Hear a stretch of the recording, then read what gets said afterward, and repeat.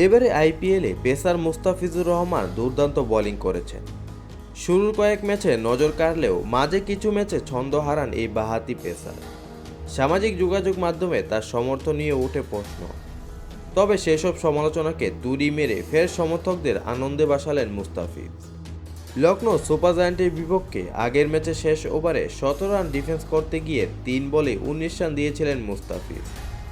সেই বেদনা ভুলে সানরাইজার্স হায়দ্রাবাদের বিপক্ষে ভালোভাবেই ঘুরে দাঁড়ালেন কাটার মাস্টার। ঘরের মাঠে হায়দ্রাবাদের বিপক্ষে দাপুটে জয় পেয়েছে ধোনির চেন্নাই। এমন জয়ে বল হাতে অবদান রাখতে পেরেছেন মুস্তাফিজুর রহমান। মাত্র 19 রান দিয়ে তুলে নেন 2টি উইকেট। মুস্তাফিজের এমন বোলিংয়ের দিনে হায়দ্রাবাদকে 78 রানে হারিয়ে আবারও পয়েন্টের তালিকায় শীর্ষ 3-এ উঠে এলো আইপিএলে বর্তমান চ্যাম্পিয়নরা।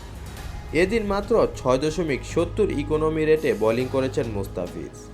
ইনিংসে 19তম ওভারে 2 উইকেট নিয়ে চেন্নাইয়ের জয় নিশ্চিত করেছেন এই বাঁহাতি পেসার। আর এমন পারফরম্যান্সের পর শীর্ষে উইকেট শিকারী লড়াইয়ে মুম্বাই পেসার জসপ্রীত বুমরার গাড়ে শ্বাস ফেলছেন মুস্তাফিজ। দুজনের উইকেট সংখ্যা 14। তবে কম ম্যাচ খেললেও গড় আর ইকোনমি বেশি থাকায় শীর্ষস্থান দখলে নিতে পারেনি মুস্তাফিজ।